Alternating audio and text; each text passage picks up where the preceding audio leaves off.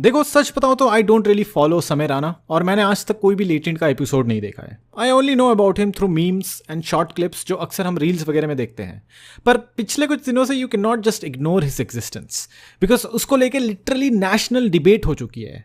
And apart from the police investigation I think इस case को देखने के ना बहुत सारे एंगल्स हैं। पहले तो कुछ लोग चिल्ला रहे हैं freedom of speech, Indian law का उल्लंघन किया जा रहा है, सेंसरशिप वगैरह वगैरह। तो फॉर क्लैरिटी मैं बता दूं कि इंडियन कॉन्स्टिट्यूशन में एब्सोल्यूट फ्रीडम ऑफ स्पीच नहीं है। It is limited by these conditions and उसमें पब्लिक मोरालिटी भी आती है। तो पहली बात तो आई डोंट थिंक यहाँ पे हमें जुडिशियरी को ब्लेम करना चाहिए बिकॉज टेक्निकली वो बस अपना काम कर रहे हैं because of the complaints made by the politicians. अब वो कंप्लेंट्स सही है या नहीं उसके बारे में हम बात करेंगे ऑफ कोर्स। देखो मैं ज़रा भी फ्रीडम ऑफ स्पीच के खिलाफ नहीं हूँ बिकॉज मैं खुद एक क्रिएटर हूँ, बट आई थिंक ये सारे रिस्ट्रिक्शंस कुछ सोच समझ के ही लगाए गए होंगे। Absolute freedom of speech mature democracies US Europe जैसी जगहों में पॉसिबल है। इंडिया जो अभी भी अनफॉर्चुनेटली काफ़ी सेक्टेरियन मेंटालिटी रखती है वहाँ पॉसिबल नहीं है एज ऑफ नाउ, क्योंकि यहाँ फाइट बेसिक सर्वाइवल का है। हमारे पास एक तो रिसोर्सेज नहीं है, ऊपर से यहाँ लोग बहुत ज़्यादा हैं। एक दिन के लिए भी तुम खुली आज़ादी दे दोगे ना तो लोग आपस में ही लड़ मर पड़ेंगे। सो आई थिंक यहाँ पर इंडियन कॉन्स्टिट्यूशन काफ़ी अच्छा एक मिडिल ग्राउंड लेता है, नॉट एब्सेंस ऑफ रिस्ट्रिक्शंस और एक्सट्रीम रिस्ट्रिक्शंस लाइक चाइना। वहाँ पे तो तुम एक सिंपल सा मीम भी नहीं बना सकते पॉलिटिशियंस के ऊपर, बट लिमिटेड रिस्ट्रिक्शंस। दिक्कत अगर कहीं पे आती है तो that is these terms are very vague and not specific.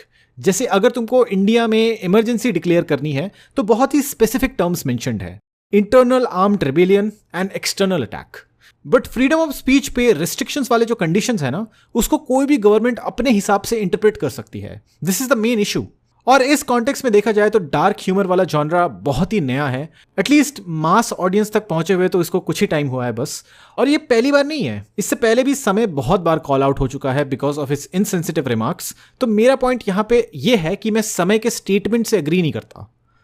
And दूसरी बात मोरालिटी की जो है ना, कॉमेडी का purpose is not to give a moral science lecture. Comedy has no responsibility. Comedy is comedy. Comedy is to take you away from the reality and to make you have fun. अब लोग life में ना बड़े issues हैं लोगों के, तो लोग लाइफ से स्विच ऑफ करके कॉमेडी देखते हैं। अब उस कॉमेडी के अंदर भी उनको कुछ मॉरल साइंस का लेक्चर दे देंगे तो फिर वो एकदम ही कॉमेडी नहीं रही, फिर वो एंटरटेनिंग नहीं रहा। बिकॉज देखो हम सारे ही एक सोसाइटी का पार्ट है। मुसीबत आने पे सोसाइटी हमारी मदद करती है and vice versa. We are kind of interdependent to each other. और हर सोसाइटी में एक unwritten list of dos and don'ts होते हैं which you are expected to uphold. इसी चीज को हम सोशल मोरालिटी भी कहते हैं। जैसे कि मैं ऊल जुलूल के कपड़े पहन के किसी मंदिर में घुस के ये क्लेम नहीं कर सकता कि ये मेरे राइट टू फ्री एक्सप्रेशन में आता है। मेरी बात यहां पर ध्यान से सोचना, मैं ये नहीं कह रहा कि पब्लिक आउटरीच इस मामले में सही है या गलत।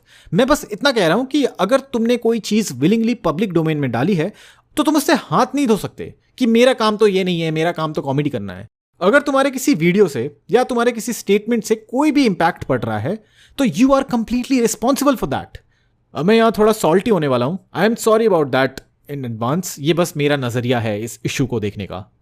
यहां पे मेन विलन है रणबीर अलाभातिया, क्योंकि देखो समय कोई आज से कॉमेडी तो कर नहीं रहा। इवन लेटेंट के भी कितने एपिसोड्स हो चुके हैं, इसी एपिसोड में इतना बवाल कैसे हो गया? I might not be a follower of समय, but I am very well aware of Ranbir's content. हर क्रिएटर की ना एक सर्कल ऑफ कोर ऑडियंस होती है जो उसके वीडियोस को रिलीजियसली देखती है या फॉलो करती है। और रणबीर की कोर ऑडियंस कौन है वो मुझे बताने की जरूरत नहीं है। उसके चैनल के most popular videos are these kind of videos.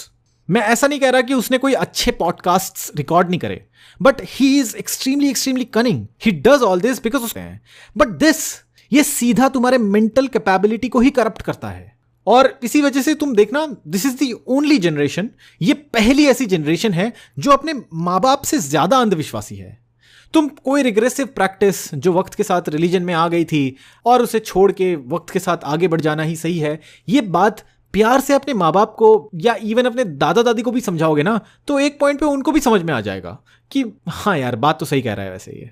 पर ये जनरेशन कुछ ना कुछ साइंटिफिक जस्टिफिकेशन लेके आ जाएगी, फैक्ट्स को मोड़ जोड़ के किसी भी तरह अपने मनचाहा कंक्लूजन को डिराइव करने के लिए।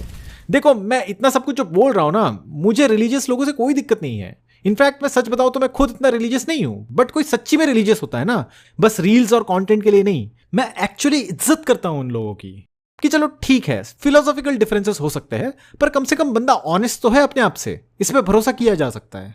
But then again we have to make a distinction between faith and absolute insanity. खैर मेरा गला फाड़ने से कुछ होने तो वाला है नहीं, कुछ दिनों में ही मामला ठंडा हो जाएगा एंड सारे अपने अपने धंधे में लग जाएंगे फिर से। इस पूरे इंसिडेंट से क्रिएटर्स को यही सीख मिलता है कि देखो सोशल मोरालिटी वक्त के साथ इवॉल्व होती है एंड अभी भी इंडिया वहां नहीं पहुंचा है कि जहां पे तुम कुछ भी बोलोगे और लोग सह लेंगे। डार्क ह्यूमर अभी वैसे भी इमर्जिंग जॉनरा है इंडिया में, अगर कोई कर रहा है तो थोड़ा संभल के, डोंट क्रॉस द लिमिट्स। और अगर पॉसिबल हो तो आई थिंक क्रिएटर्स को अपनी आइडेंटिटी एनोनिमस ही रखनी चाहिए।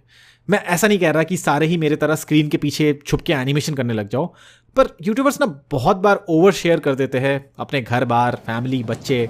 तो रिमेंबर दिस कि कल को कुछ कांड होता है ना तो वो लोग भी फालतू में फंसेंगे तुम्हारे साथ। खैर जितना भी प्रिकॉशन ले लो, अगर किस्मत में एल लगना लिखा होगा ना तो ऊंट पे भी बैठोगे तो कुत्ता आके काट लेगा। यहाँ पे तो साफ दिख ही रहा है कि पॉलिटिशियंस को बस एक सॉफ्ट टारगेट चाहिए था। कभी कभी तो मुझे ऐसा लगता है कि पॉलिटिशियंस और इंटरनेट इन्फ्लुएंसर्स में ज़्यादा डिफरेंस नहीं होता, ये सारे दोनों ही अटेंशन के भूखे होते हैं।